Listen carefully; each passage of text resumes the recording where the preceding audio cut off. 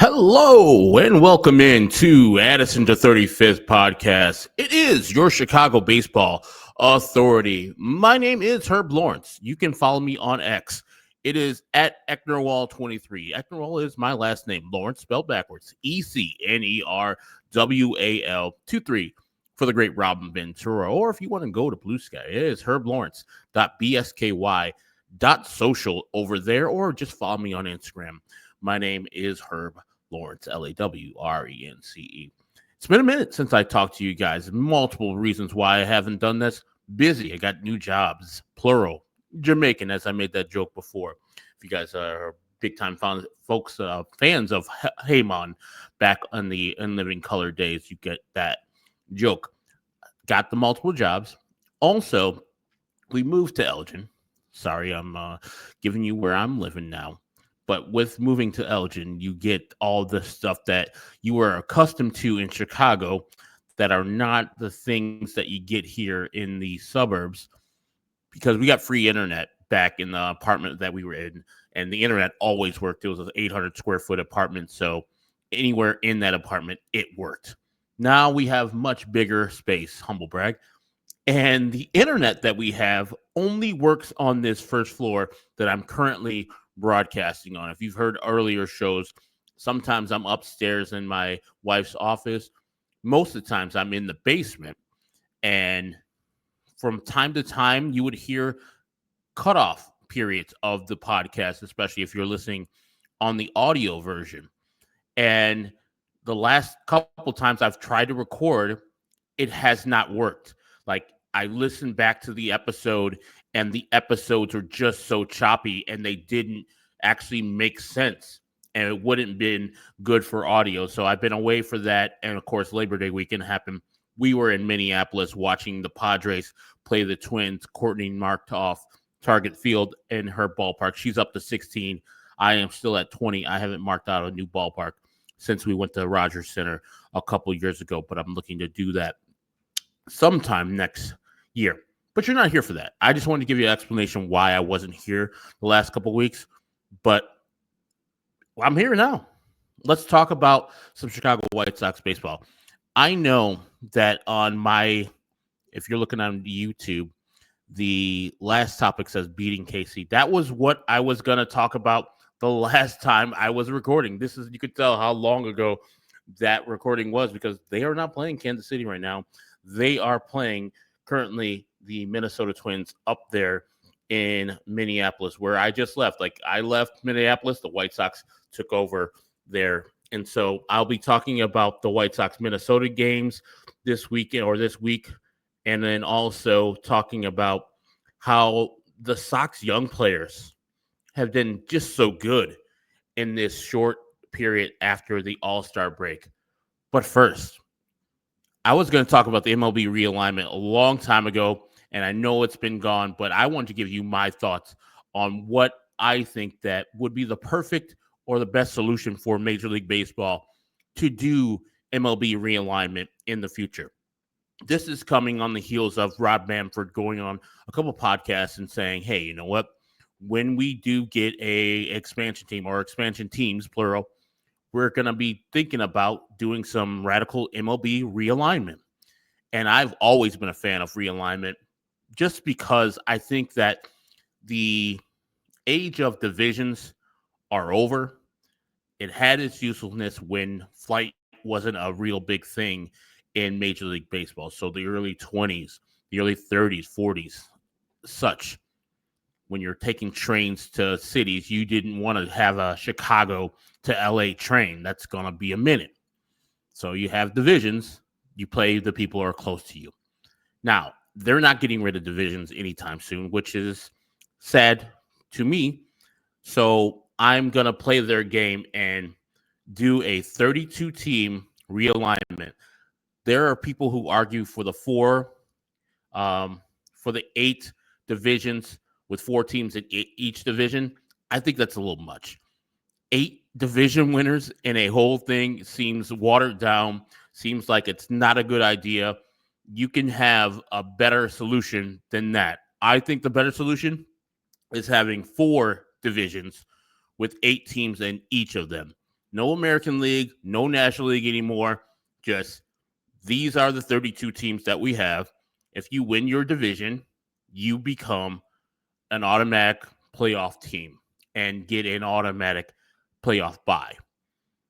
And then subsequent teams make the playoffs after that.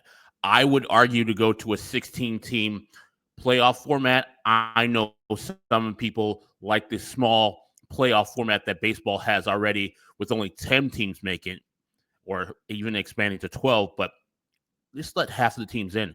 That's what the NHL does. That's what the NBA does. I think it would be a much better product for baseball. You would have many more teams in the actual conversation of competing for a playoff spot, and you wouldn't have the teams at the bottom just trying to get revenue from the big time teams like the Pittsburgh Pirates of the world. They would actually have to try. And maybe being so many spots available for the playoffs, you would have a Pirates team say, hey, you know what? It's September. I'm only 4 games behind that last playoff spot. Yeah, usually, typically, I would be way out of the playoffs because there's only 10 teams and I would be 17 or 10 games out. But now, with my radical realignment, I think teams like the Pirates, the White Sox, hopefully, would be trying to get into the playoffs and having an incentive to make it to the playoffs and not really a punishment to not make it to the playoffs. But if half the teams make it to the playoffs, you not making the playoffs, I think is punishment in itself. It's like they're giving everybody a playoff spot and you can't make it. Man, what you're doing with the management and ownership is really wrong. So let's get to what I would be thinking to do. I would go by pretty much strictly the time zones, the Central, the Pacific, then the North and the South. So because the East takes over many of those, the only two teams that usually only play, or the only team that plays in the Mountain is the Colorado Rockies. The only team that doesn't really have a time zone, but most of the time, or usually all the time during the season, plays in the Pacific is the Arizona Diamondbacks. So I'll put both of those teams out in the Pacific division. And it would be the Mariners, the Athletics, wherever they are, Sacramento or Las Vegas, the San Francisco Giants, the LA Dodgers, the Angels, the Padres, the Diamondbacks, and the Rockies, all in one division, all battling for that Pacific crown. You pretty much have all the rivalries that you want in there.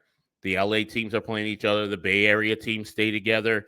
Then you got the Diamondbacks, Rockies, who are used to playing those West Coast teams because they are in the NL West already. So really, there's no interruption from that standpoint. I mean, the Mariners and the Athletics going from the Mariners, Athletics, and Mariners, Athletics, and Angels going from the American League to play in a mostly National League division. Maybe a slight adjustment, but since we've been playing all teams play each other type of situation the last couple of years, I think they're kind of used to it. This would, I think, also have good effects on all these teams who are playing because they're playing pretty much in the same time zone. The travel will be much less for these guys. The wear and tear on the body would be less because you're playing the 7 other teams in your division more than you're playing all the rest of the teams in Major League Baseball. That's kind of part of my deal in this whole scenario. Let's go to the North Division.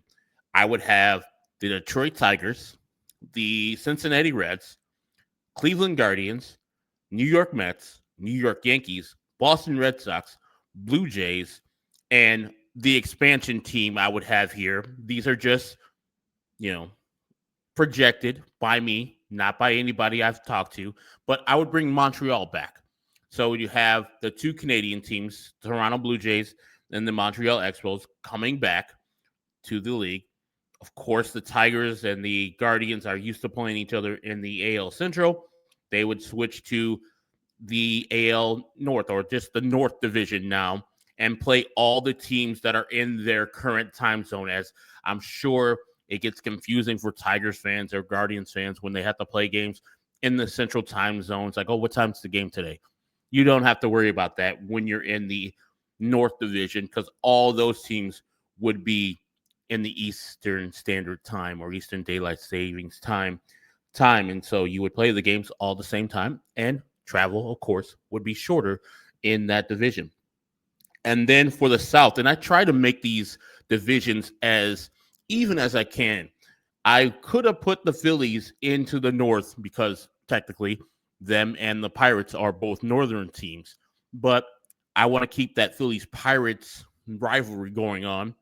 And also, I didn't want to load that North up with a bunch of great teams like the Yankees and Mets and a bunch of teams that have spent a bunch of money, and then have all the South teams be the teams that don't spend any money and or are not as good as of recent vintage. So that South division would be the Phillies and the Pirates, keeping the Pennsylvania, the Keystone Battle in there. The Nationals and the Orioles, the Beltway series still going on there. The Braves, the Rays, the Marlins, and then the other expansion team I have here is the Nashville, whatever they're going to be called. Stars, I don't know. But having that team in there. So all those teams, besides the Nashville team, would be in the East Coast teams. But Nashville is South, so they would have Nashville rivalries with the Braves, of course. Phillies and Pirates, I've already said the battle there. The Beltway series, the Braves have been playing the Phillies tough in the AL East for years from this.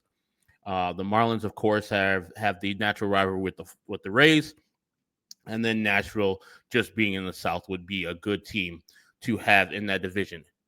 So, Herb, you got three of those teams, or three of those divisions. What about our Chicago White Sox? Who are in the division with the Chicago White Sox? And we'll call it the Central because they are in, all these teams are in the Central division. As I said, this Labor Day, I just went up to Minnesota. Initially, when I had my first draft of having all these realignment teams, I was in the 8 division with 4 teams in each of those divisions camp. And then going up to Minnesota, seeing how much I still do not like the Minnesota Twins, kind of sparked me. It's like, no, I got to have the White Sox and the Twins in the same division. And to have that, I got to have the 8 teams in one division scenario. So the Cubs and Sox would be in the same division. I've already spoken about that. Having those 2 teams in the same division would be so phenomenal. The White Sox, I believe, have 4 official sellouts. I think Mexican Heritage Night was a sellout. I didn't check the Yankee stuff. They might have had it this weekend also. So I strike that from the record. They might have had a couple sellouts in this 4-game series they just had with the Yankees. But before this, they had 4 sellouts. Mexican Heritage Night, and then the 3 Cubs games. You think that series doesn't matter? It still matters. The White Sox are hella bad. Fans still show up. Cub fans, Sox fans, it doesn't matter. 36 plus thousand each night for Cubs Sox. Have them in the same division. And initially, it was going to be in that 4-team division. It was going to be the Cubs, Sox, Brewers, and Cardinals for me. Because the White Sox, if you guys remember back in the day, had a natural rivalry with the Brewers when they're in the AL. And the folks of the White Sox didn't like the Brewers didn't like the White Sox. But since then, it's been more of a Brewers-Cubs thing because they're in the same division, battling for the division crown. And it looks like the Brewers are going to come out victorious once again in the NL Central. But I would keep those 4 teams in, the Cubs, Sox, Brewers, and Cardinals, and then add the 4 other teams. The Royals, of course.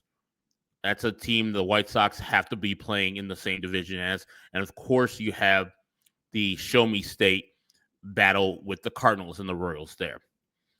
Keeping in the Twins in the same division as the White Sox, I think is paramount because I don't think they really have a natural rivalry with anybody else, even though I think when they do the kind of, hey, you play this team every year, they're your natural rival type of thing, they do it with the Brewers. And I don't see the Twins and the Brewers having a hate-filled rivalry or something that it has any teeth to it. I might be wrong, but every time I watch the game with Brewers and Twins, I just like, okay, they're next door neighbors, but there's nothing there.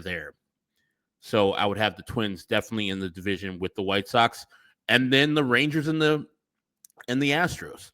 They're in the Central Division, and they're in the Central Time Zone. And of course, the 2005 World Series plays into this because the White Sox and Astros played for a championship there. And if you want to go a little further and a little bit more clandestine, I don't like the Rangers. What did I say my name was? It's Ecknerwall 23. The 2-3 is for Robin Ventura. Always. Always. And cover the kids' ears. It's always fucking Nolan Ryan around here. Yeah, it was Robin Ventura's fault for going out there and challenging that 46-year-old man at the time and getting his ass toasted. But still, Robin's my man, 50 grand. It will be forever. So it will always be F Nolan Ryan in this household. So to play them in the division, trying to win the Central also, I think it would just be a win for everybody involved. Those Rangers and Astros don't have to play all those West Coast games versus the Mariners and going to LA and going to Sacramento and or Vegas. They can play teams who are in their same division and a little less travel, playing the Royals, who are a couple states up. Same thing with the Cardinals, same thing with the Twins, White Sox, Cubs, Brewers, etc. So those are my teams in the 4-division, 8 teams per division realignment that I would have there. If you have an idea, please send me your radical MLB realignment and why you're going to do that. You can send it to Ecknerwall23, but I would rather you send it to the email we have set up here at Addison the 35th. It is Addison235th at gmail.com. We got a great question, which kind of sparked this a couple of weeks ago by our guy, Luke McDowell. And send it to Addison the 35th at gmail.com so I can hear your radical realignment for Major League Baseball and why you would do such a thing on your realignment. But I think that would be much better for everybody involved around Major League Baseball. Create new rivalries, reinvigorate old rivalries, and have just a net positive on future travel and player safety, player time where they can recover and things like that. Because that Minnesota drive is only 5.5 hours for myself. The flight, I think, is only like 45 minutes from O'Hare. So having them in the division, great. Having all the teams around there. The Brewers, you could take a bus up there. The Cubs, take a bus. So these things, I think, are just common sense solutions to what is going to come down the pike anyway. If you do a realignment with all these teams and you don't put the Cubs and Sox and the Yankees and Mets or the Phillies and Pirates or the Dodgers and Angels in the same division, why'd you do it? That makes zero sense. You want to drum up more attendance, more interest in those cities, have more games. Having only 6 games here is good, but imagine if you have 12. I'll tell you what, mercy. As we transition to the next topic, which is how the White Sox, in particular, the young players of the White Sox, are doing this season. And I could not been more impressed with how they're doing this year, because I wasn't expecting all this from all these players after the All-Star game. Like, baseball's hard, firstly. Like, the game, hitting a ball off a pitcher who's throwing 95 plus, very hard. Now, put that into a player that is coming up from a lower level, talented, but going up to the highest level of that sport and telling them, hey, go ahead. The guardrails are off. Go ahead and see what you can do at this level.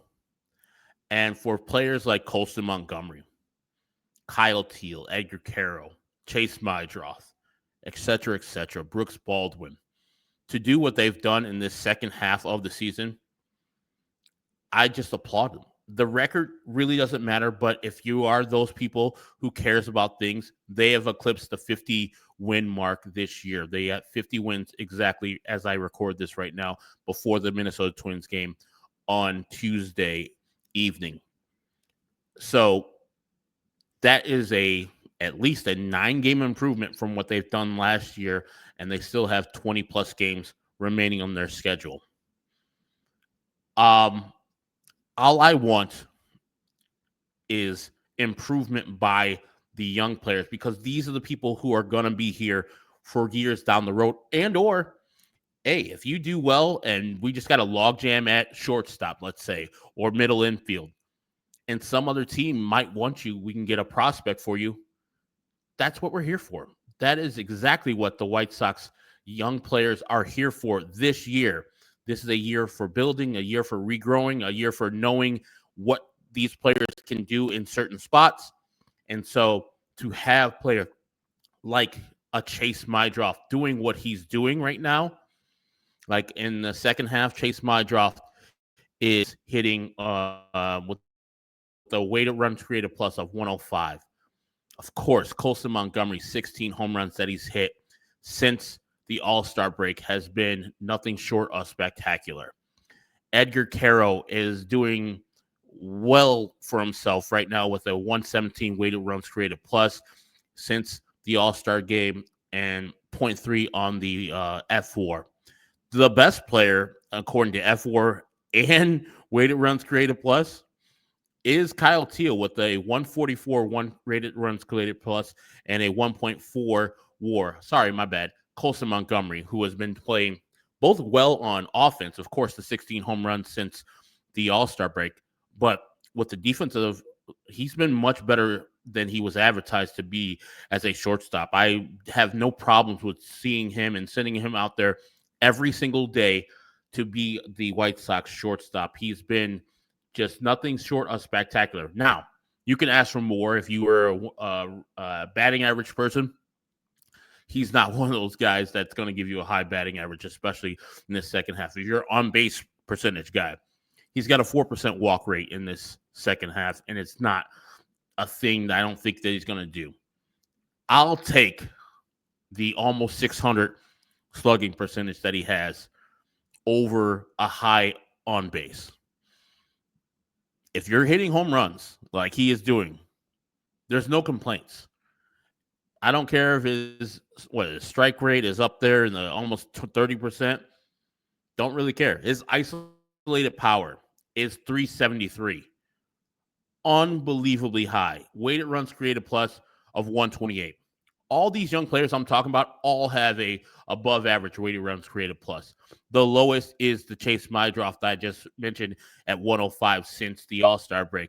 But all of them, Teal 144, Vargas 134, Montgomery 128, Edgar Caro 117, Brooks Baldwin 110, Lenyn Sosa 109, who's hitting a bunch of home runs, 9 home runs since the All-Star break, and then Chase Mydroff with a 105. So as long as those guys are doing what they're doing and continuing this into the offseason, and then come back next year and say, hey, you know what? This league is tough. But what I did and what the work we put in the second half of the season to get the results that we did, it's not as tough as I thought it would be. In this offseason, I'm going to work on the things that I struggle at. Colson Montgomery is going to maybe have a little better pitch selection that he needs to swing at, because that's what's going to happen next. It's going to be a huge adjustment, and you've seen it, that the pitcher's like, okay, this kid just swings at everything. Cool. We're going to throw balls below the zone and see if he can hit there, or we're going to get a good strike there. We're going to throw balls above the zone, see if you're going to be swinging at those. Balls that are almost going to hit him, and see if he's going to swing at those. Because there's a 4% walk rate, they're like, this kid's just a swinger. So just throw the ball in the stadium and see what he can do. Don't throw him a strike. Even though the other day he hit a slider outside the zone, and that's where you could tell when you're a good home run hitter. You go outside the zone and still get popped. And he hit a slider that was almost in the right-handed hitter's batter's box, and he took it to left center or to right center. Crushed. Absolutely mashed. So, whatever he can do, I'm in for. Do I think that he is what he'll be projected to do right now in a 162, like almost 50 home runs? No. But it's sure damn good to see that this kid has done what he's done, because so many of us were calling this kid a bust when the White Sox decided to send him back down to Arizona for some one-on-one instruction with the hitting coordinator. So many of us. I got so many DMs or just on Twitter. Colson's a bust. Oh, he's getting sent down to Arizona. Oh, my God. Ryan Fuller's not a miracle worker. We can't do anything with this. Let's look past. Let's trade him for this, that, and the other. For him to go down there, accept the excitement, get to work. Like, I'm sure it was a kick to the nuts. I'm sure he was down in the dumps. But he's like, all right, let me have my pity party real quick. When I hit Arizona, I'm ready to go. I'm ready to work. And he got the job done, came back up to Charlotte, dominated there. And the White Sox, with a good and a positive thing, they're like, okay, you've shown us that you've done what we've asked you to, and you're crushing the ball down in Charlotte. We'll give you the reward of making you a Major League Baseball player. And he has paid them back tenfold with their confidence in him.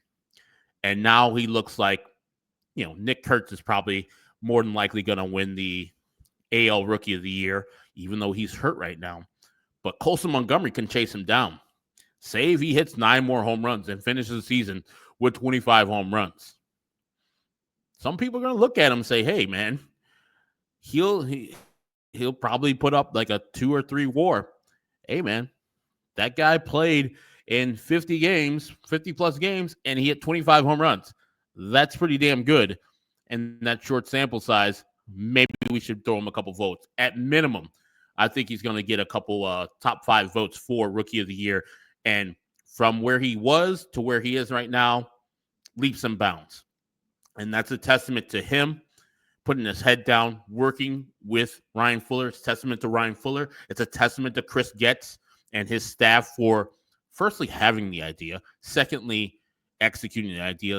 And Colson just accepting that they had his best interest at heart. And it's so great that he is having the great season, because I talk about process over results all the time.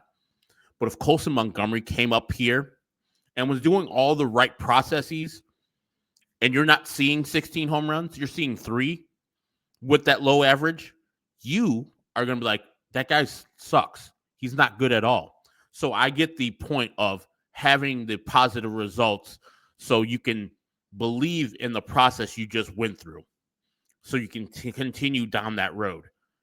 It feeds the beast of the process. If you have the process without good results, some would leave that process by the wayside and go back to their old ways. But it's good that the process has been solid, it's been followed, and the results are showing out for Colson Montgomery. So I'm just so elated for this team and what they're doing. And shout outs to Beef Loaf. I don't know if you saw that from the 108. He bet before the season the over-under wins number for the White Sox was really low. They had won 41 games last year. I think he got it at 49.5, over-under 49.5. He went over and, of course, put a lot of money down because Beef's got it like that. And he won a lot of money because of his faith in the Chicago White Sox. And you guys, I think a couple other people have bet with them and won a couple other dollars because the White Sox are not as bad as the last year's team. And it was just like everything that could go wrong did go wrong in 2024. The White Sox are showing that with the youthful injection and smart managerial decisions by Will Venable, not getting in the players' way. And I think the players, as I said before, respect Will Venable, and they play for Will Venable. And it's a different vibe on this team, even though I got to keep on reminding people, this is still a bad team. 50 wins, 88 losses, I believe. Still a really bad team. So don't get it twisted like I'm saying, like this team is leaps and bounds and next year they're going to be competing. No, really bad team. But really fun to look at, and I wish that I had more time this year to watch them thoroughly. But like I said, the jobs that I got kind of take me away from watching the White Sox, which also takes me away from talking to you folks. That'll do it on today's episode of Addison the 35th. I appreciate you standing by, listening to me ramble about the MLB realignment and these young, youthful White Sox. And of course, I usually forget to talk about the pitchers, but Shane Smith has been back to his all-star form.